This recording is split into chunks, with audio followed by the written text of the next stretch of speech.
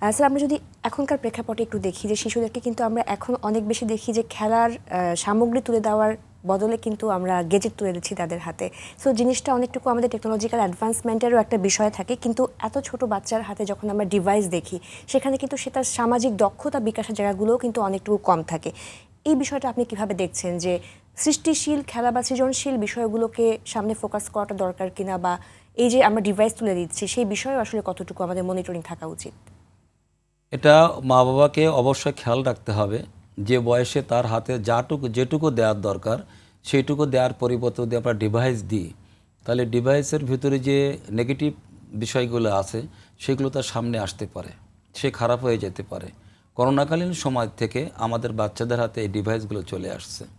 দেখা যায় যে তখন স্কুল কলেজ বন্ধ ছিল, বাইরে চলাফেরা বন্ধ ছিল, বই পুস্তকের সঙ্গে ছেলেমেয়েরা ডিটাচ ছিল, যার ফলে ডিভাইস হওয়ার ফলে অনেক সময় দেখা যায় যে আমার এখন এই ক্লাসের ফাঁকে ডিভাইস দেওয়ার পরে দেখা আগে পিছিয়ে অনেক কিছু সে অনুকরণ করে ফেলছে। এতে তার মননশীলতা, ব্যক্তিত্বের বিকাশ, দৃষ্টিভঙ্গির পরিবর্তন হয়ে যাচ্ছে। অর্থাৎ যে জায়গায় তার দৃষ্টি দেওয়ার দরকার, যে জায়গায় তার মনোনিবেশ দেওয়ার দরকার সেই জায়গায় দিচ্ছে না। এক্ষেত্রে মা বাবাকে অনেক সচেতন থাকতে হবে। একটা নির্দিষ্ট বয়সের পরে আপনি যদি ইন্টারমিডিয়েট পাস করার পরে তার হাতে ডিভাইস দেন, তখন তার খারাপ হওয়ার সুযোগ থাকবে না। তখন সে নিজেকে মূল্যায়ন করতে শিখে, ভালো মন্দর বিচার বিশ্লেষণ করতে শিখে। আর যে বয়সের কথা আপনি বললেন সেই বয়সে একেবারে কাঙ্ক্ষিত নয়, এটা অনাকাঙ্ক্ষিত, যা তার ব্যক্তিত্ব এবং চরিত্র গঠনের পথে অন্তরা হিসেবে কাজ করে। জি স্যার, শুধুমাত্র একাডেমিক শিক্ষা কি একজন শিক্ষার্থীকে আদর্শ নাগরিক হিসেবে গড়ে তুলতে পারে বলে মনে করেন কিনা? একাডেমিক শিক্ষা খুবই দরকার, কারণ পারিবারিক শিক্ষা তাকে তার ভালো হতে সহায়তা করে, ভালো মানুষ হতে সহায়তা করে, মানবিক গুণাবলী বৃদ্ধি করে। আপনি একটা জিনিস মনে রাখবেন, নরম কাদার উপরে যদি 5 আঙুলের ছাপ দেয়, সেই ছাপটা যেমন দীর্ঘস্থায়ী হয়, একটা বাচ্চাকে আপনি ছোটোকালতে যা শেখাবেন সেটা সে শিখে রাখবে। আমার মা বাবা যা আমাকে শিখিয়েছে এর উপর আর কিছু না, এটাই সত্য। তেমনিভাবে আমাদের সন্তানেরা কিন্তু শিক্ষকদের অনুকরণ করে থাকে।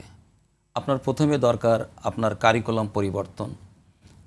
পরিবর্তন করতে পারলে, যদি ভালো ভালো বই বের করা হয়, ভালো রাইটার যদি বইগুলো লিখে প্রকাশ করেন, তাহলে ভালো বইয়ের মধ্যেও কিন্তু ভালো মানুষ আর অনেক গুণাবলী বিদ্যমান। একটা মানুষ হতে গেলে, ভালো মানুষ হতে গেলে তাকে ভালো গুণাবলী অধিকারী হতে হবে।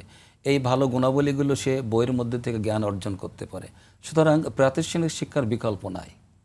প্রাতিষ্ঠানিক শিক্ষার মাধ্যমেই সে দায়িত্বশীল হয়ে ওঠে, নিজেকে সমালোচনা করতে শেখে, আত্মসচেতনতা তার মধ্যে বৃদ্ধি পায়, সে নিজেকে একটা ডিসিপ্লিনের মধ্যে নিয়ে আসে। সুতরাং প্রাতিষ্ঠানিক শিক্ষা খুবই প্রয়োজন। নিঃসন্দেহে। স্যার, এই যে শিক্ষা প্রতিষ্ঠানগুলো কিভাবে শিক্ষার্থীদের সামাজিক দায়বদ্ধতা এবং মানবিক মূল্যবোধ শেখাতে পারে, বা সেই অনুযায়ী আসলে কি কি বিষয়গুলো তাদের চর্চা করা উচিত? শিক্ষা প্রতিষ্ঠানগুলোতে শিক্ষকদের ভূমিকা অত্যধিক গুরুত্বপূর্ণ আমি মনে করি। এজন্যে সরকারকে রাজনৈতিক আশ্রয় প্রশ্রয় না দিয়ে ভালো শিক্ষক নিয়োগ দিতে হবে। শুধু ভালো শিক্ষক নিয়োগ দিলেই হবে না, আমার যতটুকু আমি দেখি শিক্ষকদের একটা কমিটমেন্ট থাকতে হবে।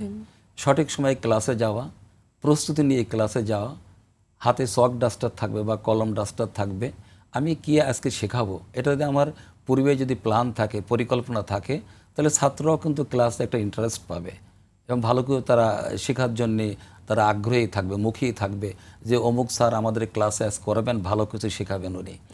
আর যদি গল্প করে সময় কাটাই দেওয়া যায়, ছাত্ররা যেহেতু টিচারদেরকে শ্রদ্ধা করেন, সম্মান করেন, কিছু বলবে না, কিন্তু মনে মনে বলবে আর স্যার আজকে ফাঁকি দিয়ে গেলেন।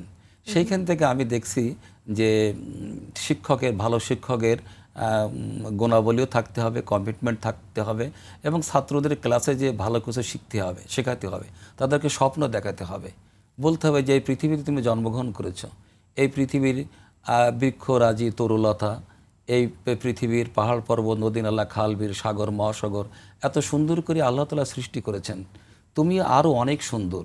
এই সুন্দরের সঙ্গে তোমার সামঞ্জস্য বিধান করে তুমি জীবনযাপন করতে গেলে তোমাকে ভালো মানুষ হতে হবে, মানবিক গুণাবলী অধিকারী হতে হবে, তোমার জ্ঞানের অধিকারী হতে হবে, যে জ্ঞানটা তুমি তোমার পরিবার দিতে পারবা, যে জ্ঞানটা তুমি দেশ এবং জনগণের সেবায়, সমাজের সেবায় তুমি নিয়োগ করতে পারবা। একজন শিক্ষক যদি এই ধরনের কমিটমেন্ট করে বা ক্লাসে স্বপ্ন দেখায়, ছাত্রদের নীতি নৈতিকতা মূল্যবোধ সম্পন্ন করে গড়ে তোলেন, তাহলে অবশ্যই আমি বলবো ভালো একটা জাতি বা দেশ হিসেবে আমরা পরিগণিত হতে পারবো।